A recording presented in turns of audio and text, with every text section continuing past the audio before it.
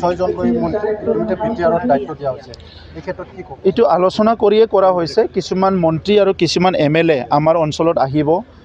আগন্তুক সময়ত আমাৰ যিটো আমি এটা এলায়েন্স টিম হৈ পেলাই কাম কৰি আছোঁ। গতিকে অসমৰ বিভিন্ন প্ৰান্তত মন্ত্ৰীবিলাকে কাম কৰি আছে। আমাৰ অঞ্চলত মাত্ৰ এজনে মন্ত্ৰী আছে। গতিকে মন্ত্ৰীসকলে আহি পেলাই বিভিন্ন ডিপাৰ্টমেণ্টৰ কাম কাজ ডেভেলপমেণ্টেল আৰু ইয়াৰ লগতে অলপ পলিটিকেল এক্টিভিটিটো কৰিবৰ কাৰণে মুখ্যমন্ত্ৰী ডাঙৰীয়াই দায়িত্ব দিয়া হৈছে আৰু সেই হিচাপে আহিব আৰু সেইটো আলোচনাৰ ভিত্তিতে কৰা হৈছে আৰু তেখেতসকলক লৈ পেলাই আমি ৰাইজক বিভিন্ন লেভেলত এৱাৰনেছ কৰা, বিভিন্ন ৰাইজক আমাৰ অসম চৰকাৰৰ ভাল ভাল আঁচনি, বিটিআৰ চৰকাৰৰ আঁচনি আৰু অনাগত দিনত আমাৰ মুখ্যমন্ত্ৰী ডাঙৰীয়াই অসমখন ভাৰতৰ 5টা উন্নত ৰাজ্যৰ ভিতৰত কেনেকৈ ইষ্টাব্লিছ কৰিব বিচাৰিছে, কিমান সুন্দৰ সুন্দৰ আঁচনি লৈছে, এইবিলাক লৈ পেলাই আমি ৰাইজৰ ওচৰত যাম আৰু এই কাম কাজবিলাক আমি চলাই যাম।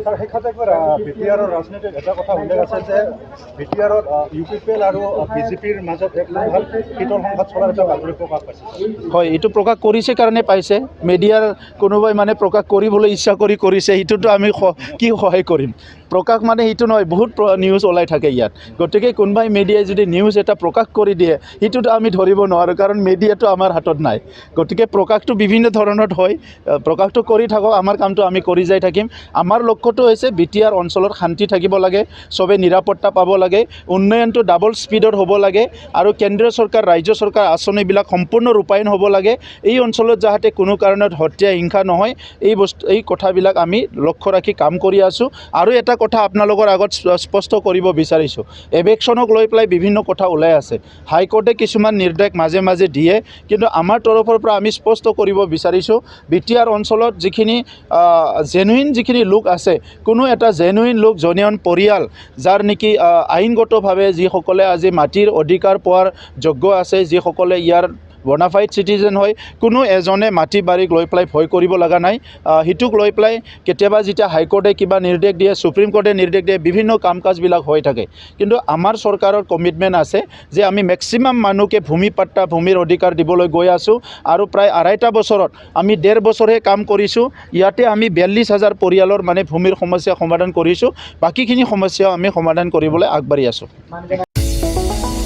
चिराङाव सावस्रि सिबिथायनि थाखाय मोनसे मोजां फाहामथायनि राहाखौ लानानै फैदों SD क्लिनिकआ। आथिखालाव सुबुंनि देहायाव नुजाथिबाय थानाय डायबिटिस बेरामनि थाखाय मोजां फाहामथाय होयो SD क्लिनिकआ। चिरां जिल्लानि SBI काजलगाव ब्रान्चनि लांगोनायाव फसंनाय SD क्लिनिकआव डायबिटिस बेरामनि अनगायैबो फाहामथाय होबावगोन लिभारनि जेंना आरो माखासे सरासनस्रा बेमारफोर। बे SD क्लिनिकआव डायबिटिस बेरामनि फाहामथायखौ होगोन जर'खा फाहामगिरि डक्टर समिक देबा। नोंथांमोना फुं आरो मोनाबिलि समावबो बे क्लिनिकआव फाहामथाय लानो हागोन। डक्टर, लेबरेटरि, मुलि, ECG सिबिथायनि खाबुफोरखौ बे SD क्लिनिकआव मोनजोबगोन।